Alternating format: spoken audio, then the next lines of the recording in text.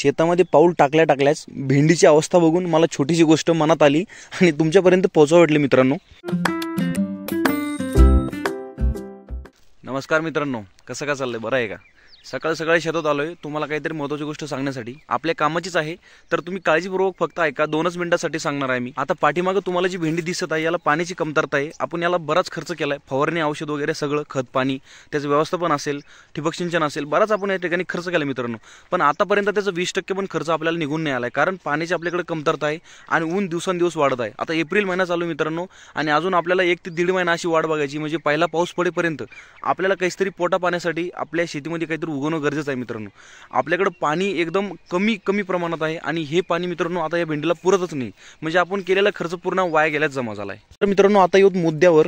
मित्रांनो ह्या भेंडीला आपण बराच खर्च केलाय आणि प्रत्येक शेतकरी आपल्या पिकावर बराच खर्च करतो। ते पीक स्वतः उगवतो, पिकवतो, त्याच्यावर खत पाणी व्यवस्थापन जे काही असेल, औषध फवारणी सगळी मेहनत घेतो मित्रांनो। त्यांचा एक प्रसंग मित्रांनो तुमच्यापर्यंत आला असेल, कारण तुम्ही स्वतः एक शेतकरी आहे, तुम्हाला सगळ्या गोष्टीचा अनुभव मित्रांनो।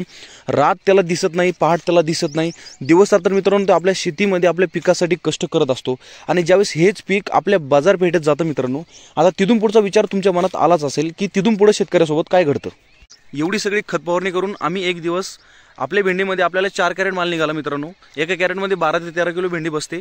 आपण ते कॅरेट बाजारभावात नेले मित्रांनो, म्हणजे आपल्याला स्वतः ते विकायचे होते, पण काही प्रसंग असे असतात की ज्या टायमाला आपल्याला विकता येत नाही किंवा काहीतरी एक बाजारमध्ये आपल्याला अनुकूल भाव त्याचा मिळत नाही, त्यामुळे आपल्याला वाटतं डायरेक्ट जर देऊन टाकले तरच परवडेल।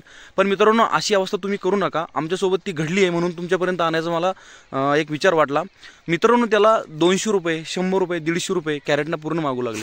तर मित्रांनो विचार करा, भेंडीचा हा मूळ भाव काय, आपण त्याला खर्च किती केलाय। आज जर आपण विचार केला मित्रांनो तर ती कॅरेट आपल्याला तिथंच फेकून द्या वाटतं, म्हणजे घरी तर नाही आणायचं, त्याचे पैसे पण नको आपल्याला, पण ते तिथंच फेकून द्या वाटतं मित्रांनो। तर ह्या ज्या गोष्टी मित्रांनो प्रत्येक शेतकऱ्यासोबत घडतात। आता हे भेंडीचं कॅरेटचं बोललो मित्रांनो, प्रत्येक मालामध्ये हीच परिस्थिती प्रत्येक शेतकऱ्याची आहे।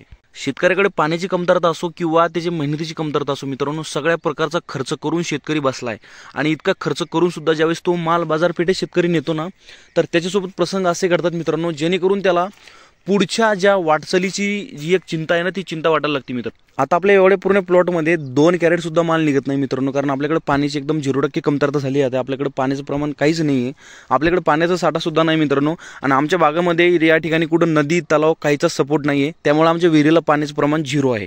चला तर मित्रांनो, एवढ्या छोट्याशा व्हिडिओमध्ये तुम्हाला काही ना काही गोष्ट माझ्याकडून कळालीच असेल आणि आशा करतो की जर अजून काही गोष्टी जर तुमच्यापर्यंत मला आणायच्या तर मित्रांनो मी नक्कीच आणेल। त्यामुळे तुम्ही आपल्या चॅनलला सबस्क्राईब करून टाका मित्रांनो। जर तुम्ही चॅनलवर नवीन असाल तर तुम्ही एकदा चॅनलला प्लीज सबस्क्राईब करून टाका।